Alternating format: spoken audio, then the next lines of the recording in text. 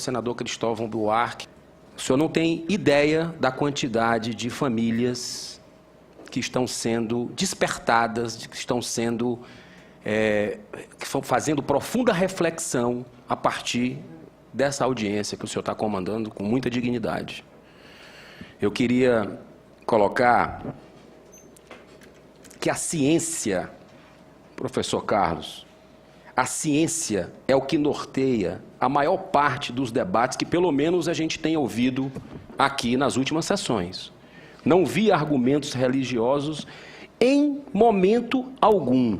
Não vi argumentos de fundamentalistas, que foi falado aqui por alguns colegas, de hipócritas e de alienados, inclusive, que foi citado. Isso é desrespeito. Nós estamos falando com base na ciência moderna. Não é ciência de 1000 anos atrás, ciência moderna.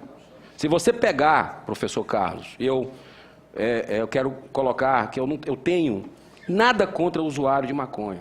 Eu tenho respeito e acredito naqueles que defendem, são legítimos os direitos de defender a sua causa, certo?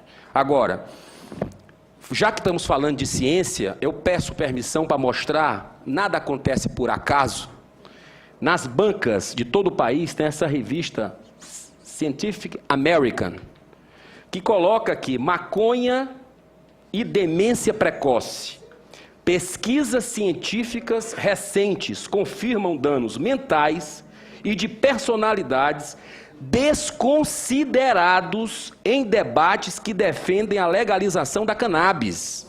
Isso é profundo. E essa revista é do senhor, Cristóvão, que está aprofundando. Estou entregando aqui às suas mãos. É uma revista conceituada, científica e embasada. Ela entrevista vários pesquisadores. Coincidentemente, revista Época, a segunda maior revista do país em circulação. Está aqui a revista Época dessa semana que está nas bancas. Uma entrevista com a doutora Kimber Richter. A doutora Kimber Richter é a pesquisadora americana.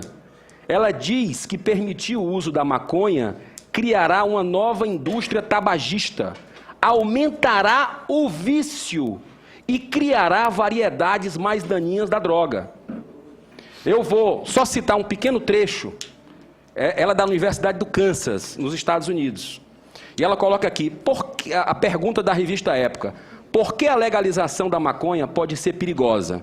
E ela responde numa frase: uma vez que o cultivo e o uso se tornam legais, uma indústria muito poderosa é criada. Ela desenvolve e anuncia seus produtos de maneira a conseguir cada vez mais consumidores. A legalização cria incentivos para desenvolver produtos ainda mais fortes e viciantes. A indústria faz lobby e advoga a seu favor entre os políticos para reduzir qualquer tipo de restrição que a impeça de ganhar dinheiro. É a natureza do capitalismo. Vimos isso acontecer com a indústria do tabaco há 100 anos. No passado, ele era um produto muito diferente. Então, é uma entrevista rica, que eu não vou mais ler, em respeito ao tempo, que está na revista Época ou nas bancas. Para concluir a minha fala, eu queria dizer para o senhor que o senhor fez uma colocação que eu fiquei preocupado, talvez eu não tenha entendido, né? Mas o senhor colocou sobre o direito à recreação, pelo menos deu a entender para mim que era um direito que deu a entender para mim, posso estar equivocado. Deixa eu explicar então. É o direito de ir ao cinema. Tá.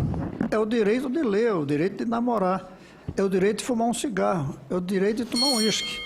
E aí a gente tem que perguntar, esses direitos são limitados a partir de que momento? Tem que limitar alguns. Eu, por mim, não tinha esse filme de terror. Então, há um direito ao divertimento que deve ser regulamentado com base nas consequências sociais que esse divertimento existe. Faz pouco que eu li um livro, um conto de ficção científica, em que a diversão era as pessoas matarem umas às outras.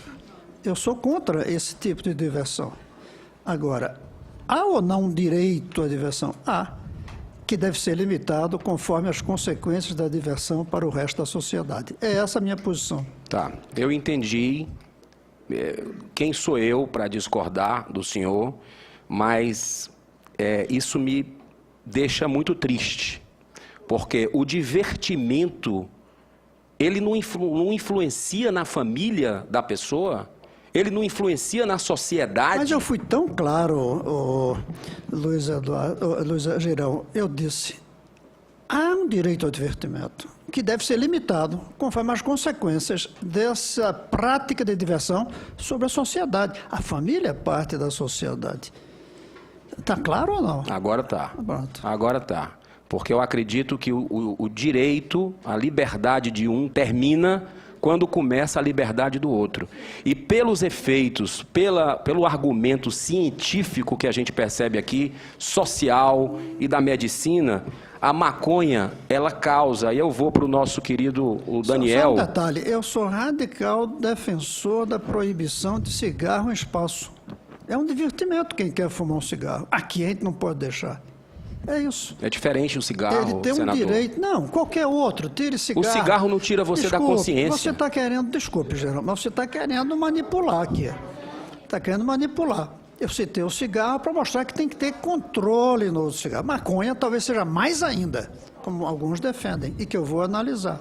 Mas há um direito à diversão, sim, limitado pelas consequências do divertimento sobre a sociedade, a partir, inclusive, de quem está mais perto, que é a família. Bom, eu vejo, para finalizar a minha fala, uma diferença brutal entre fumar um cigarro e fumar a maconha. Porque tira da consciência. Eu quero pegar uma fala do Daniel, que eu também me preocupei, Daniel. Tá? Porque você citou o Dr. Kevin Sabet falando que 9%, segundo as pesquisas dele, 9% das pessoas que fumam maconha, elas são... tornam-se dependentes. Elas tornam-se dependentes, né? Então, a sua fala também me deu a entender que isso é pouco. Que isso é pouco. Eu quero... Menos que álcool e tabaco. Menos que álcool e medida é tabaco. essa. Então, assim, por vir de uma pessoa pública como o senhor, um funcionário público como o senhor, me preocupo muito, porque se você pegasse, fosse 0,0001%, tivesse condição de viciar 0,001%, isso já era justificado para não legalizar a maconha no Brasil. Isso são vidas de pessoas. São vidas de pessoas. E tem um impacto na sociedade, tem um impacto também na família. Então a gente não quer isso para o Brasil, não. A gente não quer isso para o Brasil. Se o álcool é um mal, senador Cristóvão, se o cigarro é um mal, nós não queremos outro mal legalizado no nosso país.